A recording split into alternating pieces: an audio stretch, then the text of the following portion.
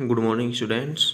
जैसे कि आपको पता है कि हमारे क्या चल रहे थे, ध्वनि के गुण चल रहे थे। ठीक है, तो हमारा जो ध्वनि का गुण है आज वो है हमारा तीव्रता। ठीक है, क्योंकि हमने कल क्या करा दिया था, प्रबलता करा दी थी ध्वनि की। और प्यारे बच्चों एक बात और कि देखो, हम वीडियो क्या है 9th की शॉर्ट ही बनाएंगे आपके लिए, क्योंकि आराम से करेंगे, क्योंकि एक चैप्टर बचा हुआ है।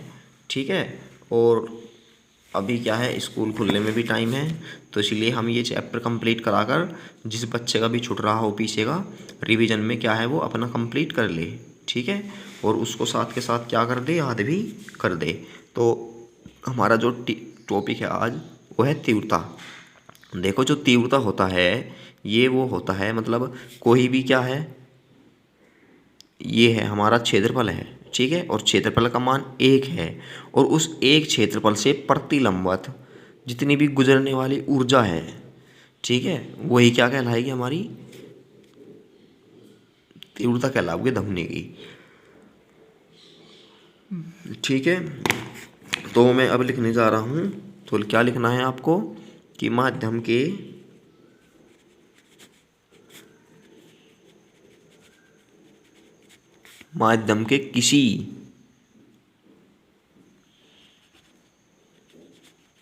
किसी बिंदु पर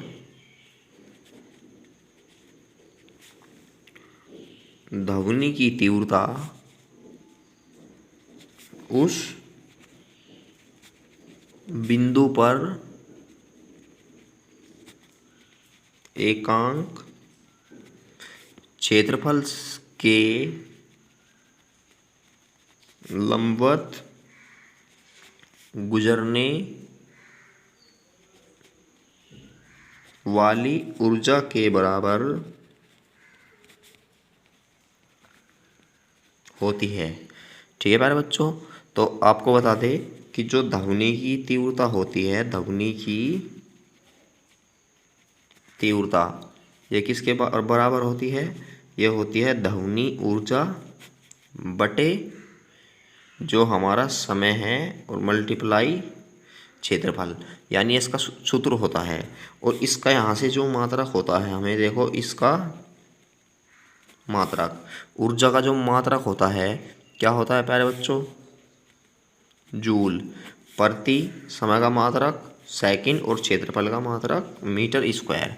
तो इसका मात्रक क्या मिल गया, या हम ये भी कह सकते हैं कि जो ऊर्जा बटे समय होता है क्या होता है, मैंने बताया था इससे पहले चैप्टर में, वाट होता है, और क्षेत्रफल का मात्रक मीटर स्क्वायर। ठीक है प्यारे बच्चों, यानी कि हम ये भी लिख सकते हैं कि जो 1 जूल प्रति सेकंड मीटर स्क्वायर होता है वो बराबर किसके होता है, 1 वाट प्रति मीटर स्क्वायर के, क्योंकि दोनों ही क्या है, तीव्रता के मात्रक है, और दोनों ही बराबर होते हैं। तो आई होप तीव्रता के रिलेटेड जो भी डाउट थे आपके क्लियर हो गए होंगे। ठीक है, तो अब हमारा जो इससे बाद में टॉपिक होगा, अब हम अपने उस टॉपिक पर चलते हैं। देखो, वीडियो को हम ज़्यादा लंबी नहीं बनाएंगे प्यारे बच्चों। ठीक है, शॉर्ट ही रहेगी वीडियो। सिर्फ आपको क्या करना है, इसको लर्न करना है साथ के साथ ही। अब आता है तारतु। देखो, जो तारतु होता है ये क्या होता है, इससे हमें सिर्फ ये पता लगता है कि जो ध्वनि है मोटी है या पतली है। जैसे कि बोलते हैं कि ये मोटी आवाज़ का आदमी है या औरत है, ये बोलते हैं पतली आवाज़ का, तो ये उसी को ही बताती है। ठीक है, तो तारतु क्या है, जिससे अलग अलग ध्वनि का अंतर कर सकते हैं। तो क्या है कि तारतु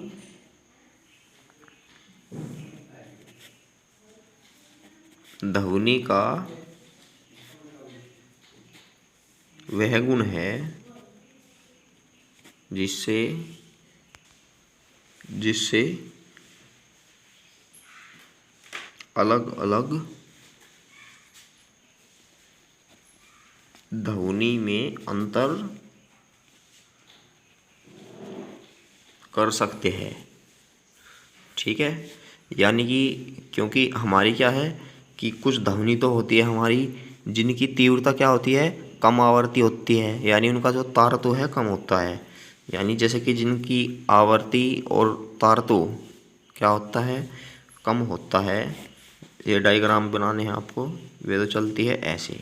ठीक है, पेज नंबर 2 पर है हमारा जिनकी जो अधिकावर्ती होती है और तारतु भी अधिक होता है, वे होती है हमारी, क्योंकि ये क्या होती है, इस प्रकार चलती है, यानी इनके जो कंपन है थोड़े तेज तेज होते हैं।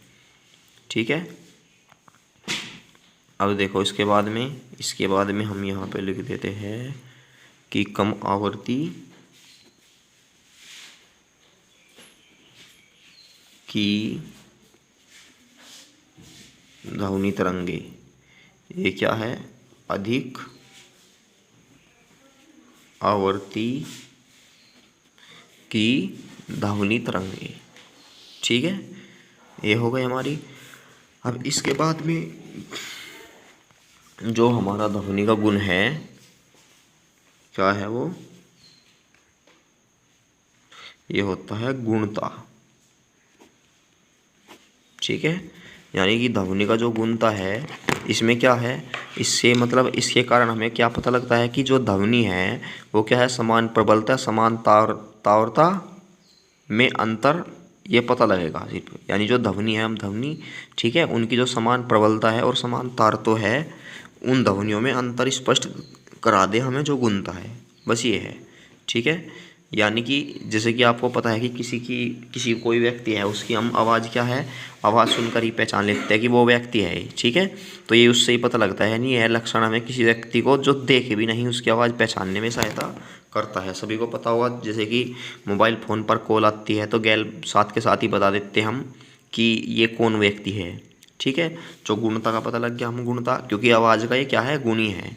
तो क्या लिखेंगे हम इसमें कि ध्वनि का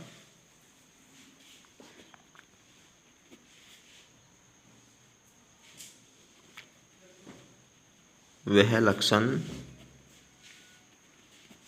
जिसके कारण हमें समान प्रबलता तथा समान तारतो की ध्वनि में अंतर प्रतीत होता है।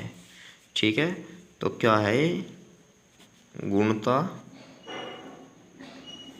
कहलाता है।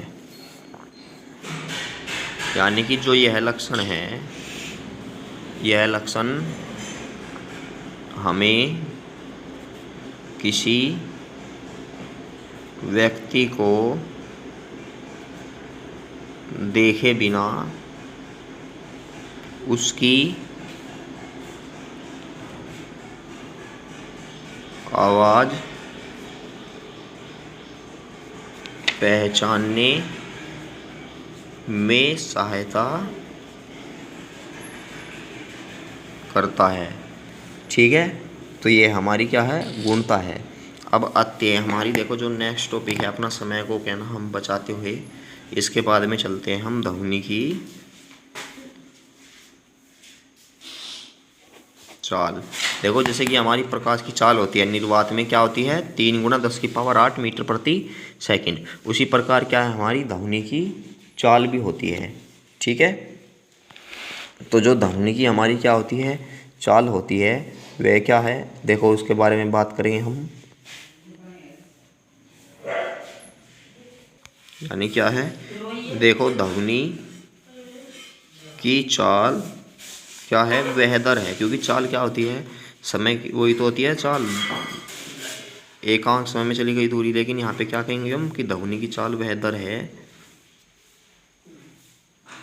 जो ध्वनि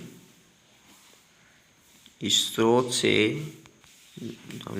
से हमारे कानों तक चलती है। ठीक है पर बच्चों, यहाँ पे जो ध्वनि की चाल होगी, फॉर्मूला इसका, यानी कि ध्वनि की चाल वो क्या होगी, ये होगी ध्वनि द्वारा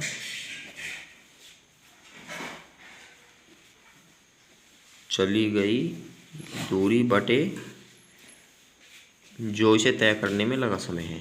ठीक है, ठीक है, तो यहाँ से हमें देखो जो जैसे कि निर्वात में प्रकाश की चाल होती है उसी प्रकार जो क्या है निर्वात में ध्वनि की चाल भी होती है। यानी निर्वात में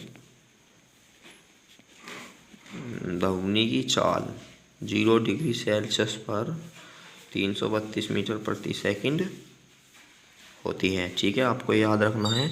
और सबसे पहली बात कि जो ध्वनि की चाल है द्रवों में अधिक और ठोसों में अधिकतम होती है। यानी सबसे अधिक क्या है, ध्वनि की चाल ठोसों में अधिकतम होती है। यानी कि ध्वनि की चाल द्रवों में तो अधिक, ठीक है, तथा ठोसों में अधिकतम होती है। अधिकतम का मतलब है कि यहाँ से जो ठोस है ठोस में सबसे ज़्यादा होती है। और आपको बता दें कि जो पानी है पानी में